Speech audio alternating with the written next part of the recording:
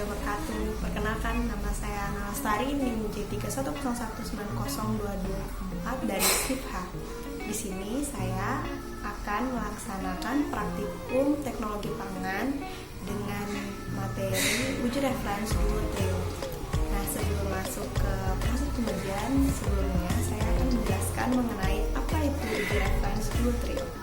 Untuk mengetahui apa itu uji referensi Duo Trio, yuk simak penjelasan saya.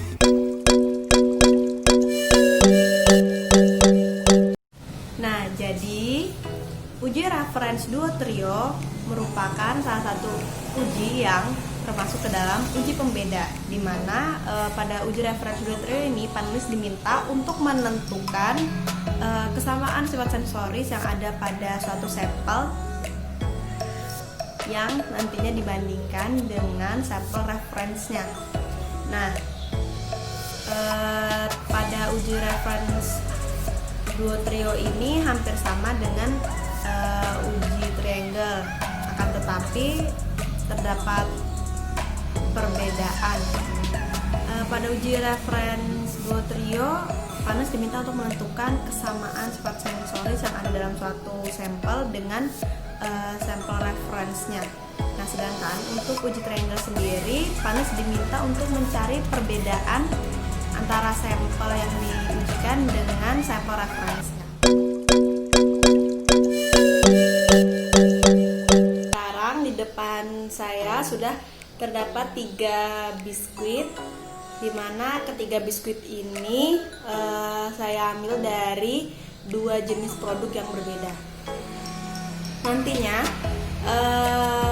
biskuit-biskuit yang ada ini akan kita ujikan dan akan kita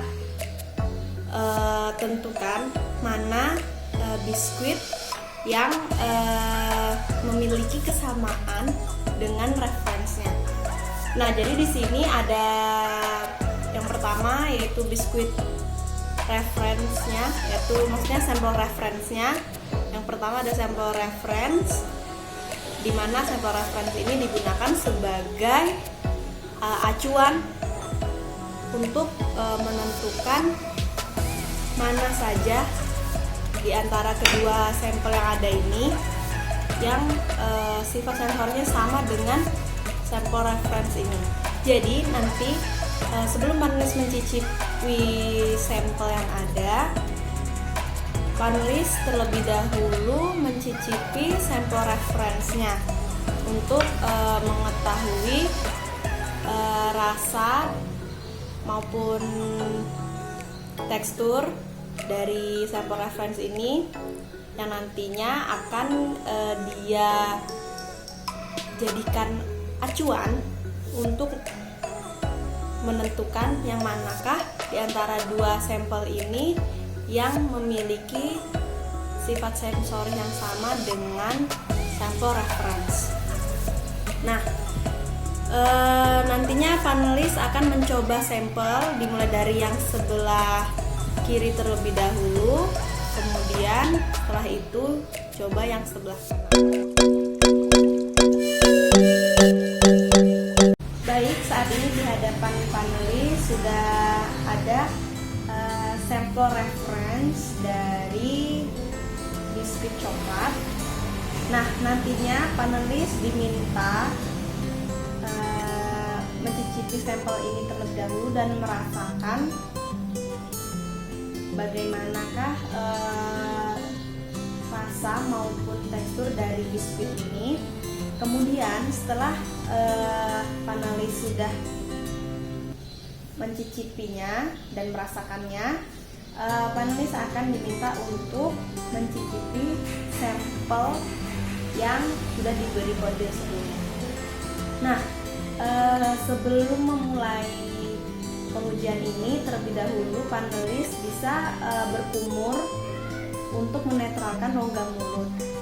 Nah, perlu diingat lagi bahwa air yang digunakan untuk berkumur maupun sampel yang akan panelis cicipi itu tidak boleh ditelan, melainkan harus dibuang, sehingga di sini panelis memang bertujuan hanya untuk merasakan sampel saja dan menentukan manakah sampel yang memiliki sifat sensoris yang sama dengan sampel reference.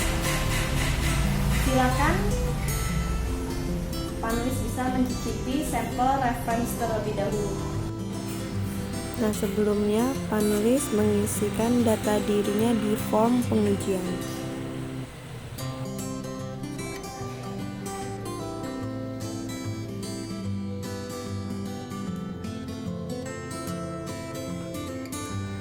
Panelis mulai berkumur dengan air biasa untuk menetralkan rongga mulut. Kemudian selanjutnya panelis mencicipi sampel reference,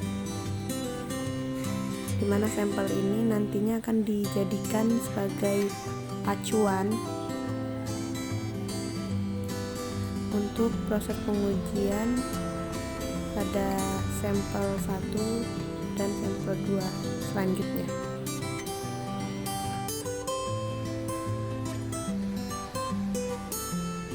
Sampel yang sudah dirasakan bisa langsung dibuang, tidak boleh ditelan. Begitu pula dengan air yang digunakan untuk berkumur juga tidak boleh ditelan.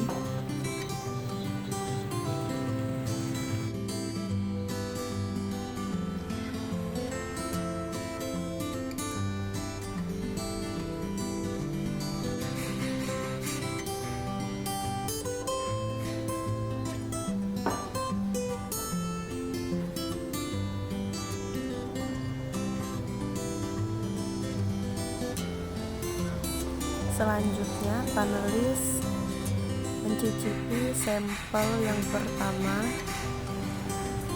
yaitu sampel dengan kode 381.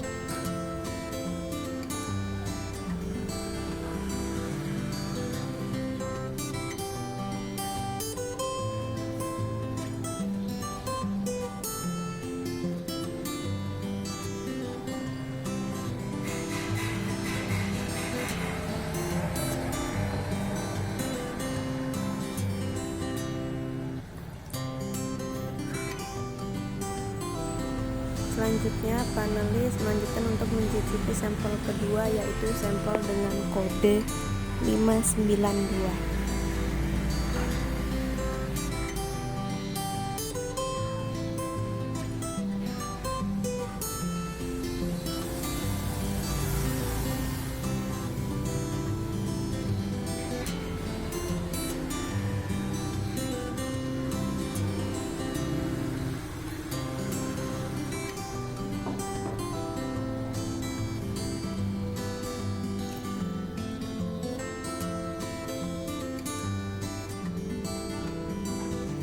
Panelis selanjutnya memberikan tanda centang pada sampel yang dirasa mirip dengan sampel reference. Oke, sekarang kita lanjut ke analisis hasil uji reference 2 trio. Nah, di sini saya sudah menuliskan hasil dari uji reference 2 trio yang dilakukan oleh 10 orang panelis.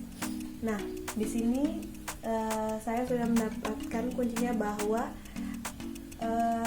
jawaban dari sampel yang benar adalah sampel dengan kode 592, di mana sampel dengan kode 592 memiliki sifat sensoris yang sama persis dengan reference.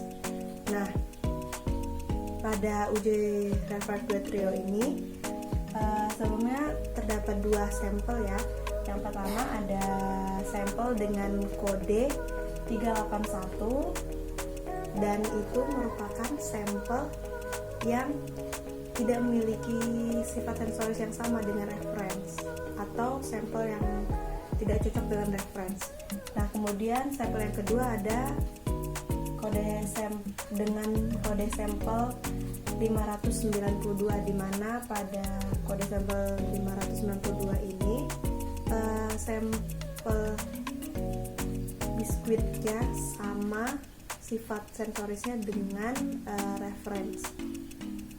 Nah, dari hasil uji tersebut didapatkan bahwa panelis 1, 2, 3, 5, 6, dan 9 menjawab dengan benar, di mana panelis tersebut menjawab kode sampel 592 yang merupakan kode sampel yang memiliki sifat sensoris yang sama persis dengan reference.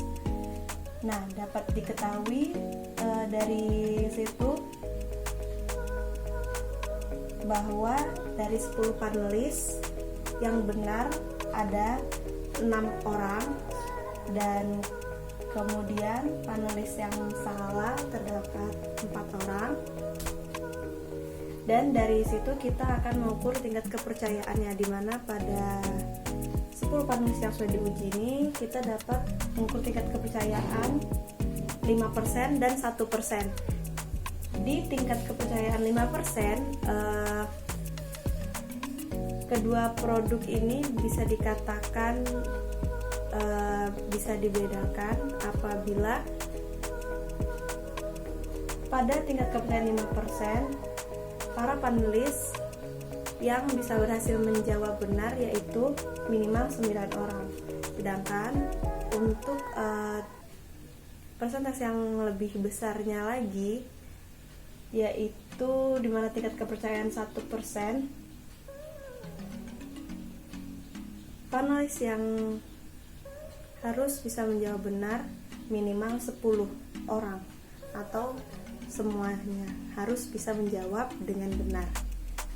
Nah, dari sini kita tahu bahwa panelis yang berhasil menjawab dengan benar ada 6 orang, di mana 6 orang ini berarti kurang dari tingkat kepercayaan 5%, yaitu minimal 9 orang, sehingga dapat disimpulkan bahwa pada uji reference duo trio ini kedua produk tidak dapat dibedakan karena jumlah panelis yang benar kurang dari 9 orang. Mungkin cukup sekian pembahasan dari analisis hasil uji reference duo trio dari saya. Kurang lebihnya mohon maaf. Assalamualaikum warahmatullahi wabarakatuh.